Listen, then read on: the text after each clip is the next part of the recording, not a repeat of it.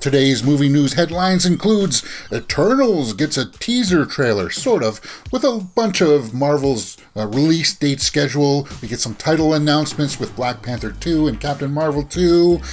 We get to know that Morbius gets pushed back a little bit. And there's some Flash news with Michael Keaton, some just minor news. We'll take a look at things, wrapping things up with the Reddit rundown. And that's the way that the show is going to go. You're watching Mirror Domain's Movie News, your place for entertainment headlines. Let's just start off with that Eternals teaser. Now, I'm not going to react to it all here in the trailer here, guys, in this video, because I don't want to get hit with a copyright strike. But it was just a rather quick little video that was showing the story of the MCU up till now, and it had only a few seconds of the Eternals footage in it. So I don't want to clickbait you with saying, okay, there's an Eternals trailer here, but we'll take a look at the footage here. I'll put it here, and then we'll take a look at some of the snapshots on the side. Eternals is slated for November 5th, 2021. And it's a project that I'm looking forward to because, let me just pull up the IMDb here on the side here. Because of the cast, because of the director, Chloe Zhao, just won Best Director for her movie Nomadland. Enough about that. The saga of the Eternals, a race of immortal beings who lived on Earth and shaped history and civilizations. And from the teaser, we saw them on a beach somewhere, and it looked like they were in their costumes or something like that. And then we got to see them throughout time, it almost looked like. It looked like they were in present time. They were wearing normal clothes. We didn't get to see the Black Knight. We didn't get to see Kit Harrington. So looking down at this cast here, the popularity is going up, and it will go up today because of this trailer teaser drop. Angelina Jolie, Thena, Gemma Chan. Now, we did see her as Cersei. We did see her on the beach. Apparently, she's going to be like the main primary focus character. It's hard to tell with this because it seems like it's going to be like an ensemble piece. But apparently, the producers or somebody came out and said that Gemma Chan is going to be the main focus. Salma Hayek. We didn't see her, did we? Richard Madden, Icarus, and Kit Harrington is Dane Whitman. I thought it was the Black Knight. Maybe that's true. Guys, this is a property that I am sadly not fully up to date on. I'm not that sweaty on it, but I'm very, very interested in it because of the cast and the director. And in that little teaser trailer showed us a lot. It gave us sort of the tone of it. And when it showed them in that courtyard there, I think maybe that's when they're showing down with the big bad guy. It's got a scope to it. There you go. That's what I'm trying to say. The scope of it looks like it's going to be grand, awesome, and that's what I'm really looking forward to. But looking on to some of the other things that happened in that Eternals, teaser trailer, the MCU storyline, basically.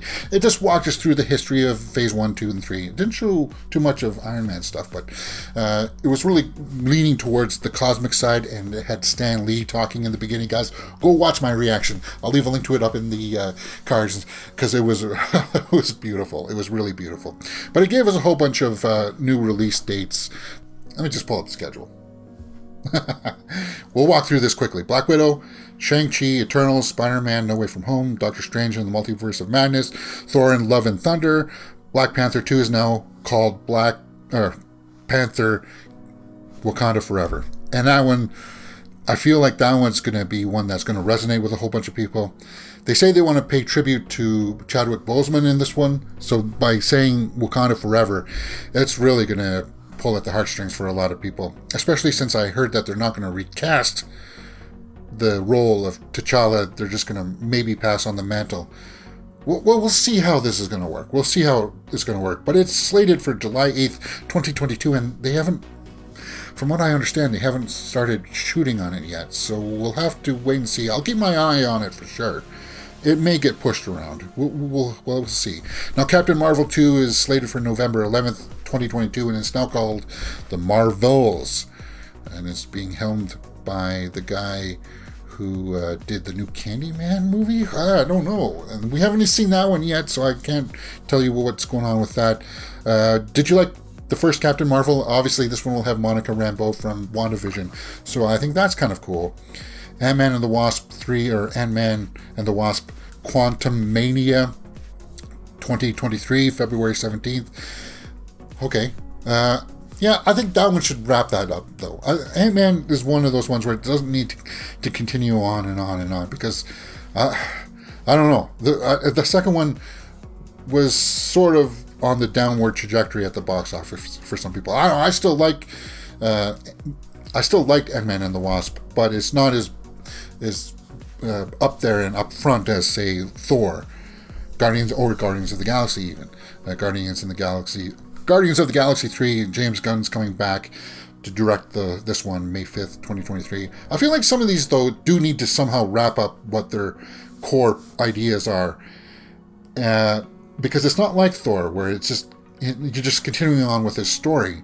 There was some narratives there that they set in motion for some of them that you would like to see wrapped up, and then they'll just be part of Avengers movies from then on. I have no problem with it doing it that way, with bringing in the new characters like Shang-Chi and whoever comes out of Black Widow. Obviously not Black Widow. Spoiler alert, but anyway, we'll see what happens. Spider-Man No Way Home is the one I'm looking forward to the most. But continuing on with the Marvel Universe, we'll talk about Miss Marvel. We got some photos of her on set.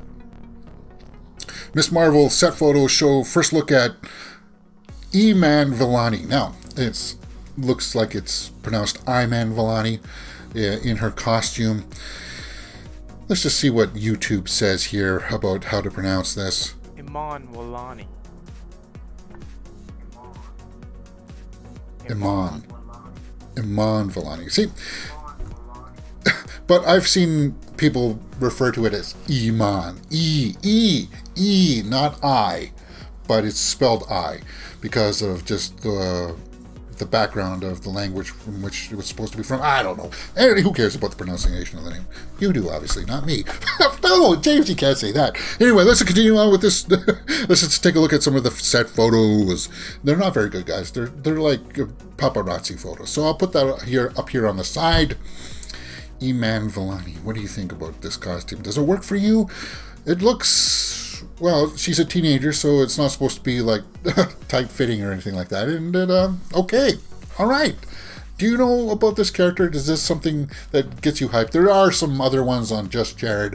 If you want to look at them, they're all like far away and they're grainy and they don't look all that good. But I thought I would bring that to your attention since it still takes part in the Marvel universe. And we'll continue on with that with Morbius.